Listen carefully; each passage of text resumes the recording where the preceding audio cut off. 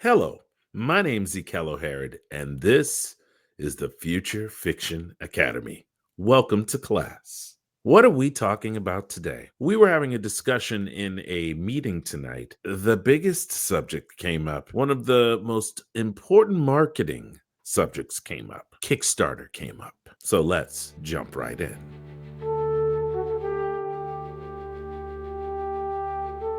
So today we are talking about Kickstarter. Why are we talking about Kickstarter? Because it is a viable way for you to build community, for you to create something special with your IP.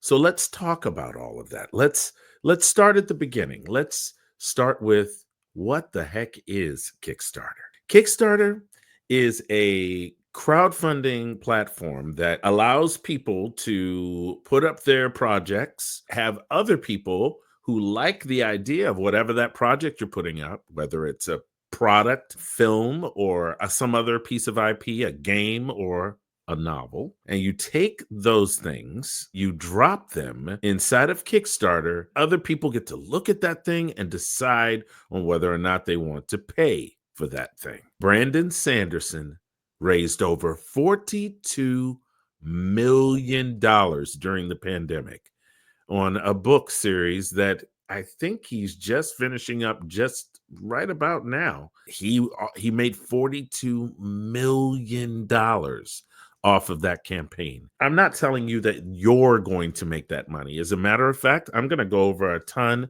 of pros and cons. I mean, look at this look at all these notes right here. I've got a ton of pros and cons when it comes to Kickstarter. Let's talk about one of the biggest things about Kickstarter. It's all about the value. There are a lot of people, and with that value comes trolls, meaning they're trolling for values on Kickstarter. Not everybody is there for that. A lot of times you can have an audience, bring that audience over, and that audience can be you won't need a troll. You won't need people looking for deals. But a lot of people do look for deals. So if you're putting something together and you're trying to make it exciting for that person who's browsing, give them a value and you will shine in their eyes. Is Kickstarter right for you? It depends. It depends. Are you a new author? Or are you someone who is established? If you're a new author, this is probably not the place where you start your marketing campaign. You probably need some audience to bring with you over to Kickstarter in order for this to be something that could benefit you. I was watching a YouTuber, author tuber. Look her up on YouTube. She has a great series. As a matter of fact, I will have a link to the video that I watched where she explains how much she made off of her YouTube. She made a few mistakes and she shows you how she did that. And it'll give you a lot of insight into things you should and shouldn't do when you're starting your Kickstarter. So you definitely want to look at that video because she definitely tells you some of the do's and don'ts of what you want to do when you're starting Kickstarter. Let's go over some of the pros and some of the cons. So we're going to start with some of the cons right now. Here are some of the cons. Here's a con. It's labor intensive. If you are not careful, depending on what you decide to offer in your Kickstarter, you could be signing hundreds of books. You could be folding or licking envelopes or folding envelopes or doing any number of things that you have given yourself as a stretch goal or a task or something like that. You have to remember, if you're going to put these things inside of your Kickstarter, you may have some consequences to pay if you have a hit. Here's another con. Time suck. It's a time suck. It could take all of your time. You could be making $3 an hour, less than minimum wage. So you have to watch yourself when you are doing these sorts of things. When you're making these things, what is your time worth? So you're going to have to kind of keep track of that because it is a time suck. Here's a big one. You might lose money if you don't price this thing right. If you don't get that pricing right, if you don't remember that sometimes when you are making special things in Kickstarter, it's for established IP. You're giving them something even cooler, like a hardback edition or something from Book Vault or something like that, where it's gold leaf and beautiful illustrations and that sort of thing inside of the video, inside of the book. Once you do this thing, once you figure out exactly what you're offering, you have to figure out exactly how much money to price in order to get your profit, get your money back. Which in turn makes me think to myself, I was talking to somebody in the mastermind named Henrik, and I'm telling you, he enlightened me on the fact that if you are an international person, you have to watch it because those shipping costs can be very steep. So make sure that when you are pricing things appropriately, you have to appropriately think about where you are in the world and what you're going to be shipping to people. Let's talk about some of the pros. One of the biggest pros is that it creates super fans. I mean, creates like people who are so excited, who can't stand themselves. They can't wait for your next piece of content to come out, that your next novel, your next video game, whatever it is. You are creating people who are fanatic about you. That is what the word fan is. Someone who is fanatic about your IP, the thing that you decided to create. Then there is guaranteed money. Guaranteed money, y'all. Think about this. If you set something up, I'll give you the Brandon Sanderson example again. $42 million. What did that $42 million do? It guaranteed that he would write an epically long series just for these people.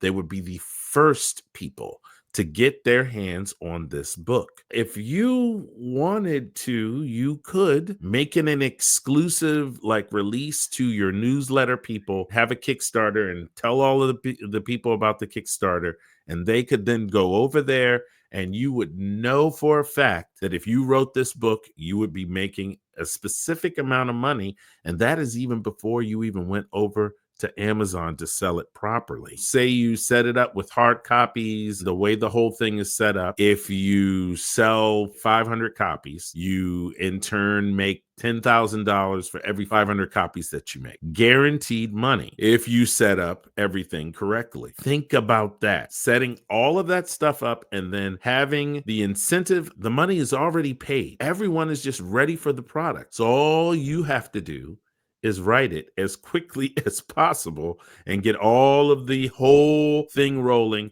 And you could do all of this before you even release it on Amazon. Say it becomes a hit and you sell 250, 300 copies, you made $30,000 that year. There is one of the most important things that Kickstarter brings to you. It makes better community. What do I mean by better community? I mean that it is a place for your fans who are already super fans to congregate around, to rally around, create an even stronger bond between them because they all are in on the big secret. The big secret is your Kickstarter. It's not a secret because you're advertising it, obviously, but it is a big secret, a secret club sort of thing. That community is tighter, more tightly bound than it had been before you started the Kickstarter. It is a great tool to build better community. Then there is the whole indoctrination thing where you get your audience used to buying really high-end items from you. This is what the super fan is great for. They are willing to spend extra money on cool things that nobody else gets, collectors items that at some point may be worth a lot on the open market because they have an exclusive access to this Kickstarter. It's an in club, a place where you can get exclusive swag that only you could get because you were in the Kickstarter. It really gives you the ability to level up the things that you could sell. You have a super exclusive special edition that you want to sell for $200. Costs you 50 bucks to make and ship, and it's beautiful. That's very expensive, but they will be used to it because they'll be buying $60, $80 copies of each one of the books anyway. Think about this. You could fund things that you would never be able to fund with your own money because you don't have the money, like audiobooks. We were talking about audiobooks. It takes $10,000 for a 150 word book, $15,000 to get multiple voices, the whole 9 yards. If you did that, you were already popular in some way and you had some super fans, you could get all of them to fund the audiobook, sell the audiobook before it even gets on Audible. The possibilities of the things that you could fund ahead of time, maybe even a short film based on that IP, maybe a animated thing that you put together. You could fund that on Kickstarter. It's very, very flexible, extremely easy to use, extremely easy to get started.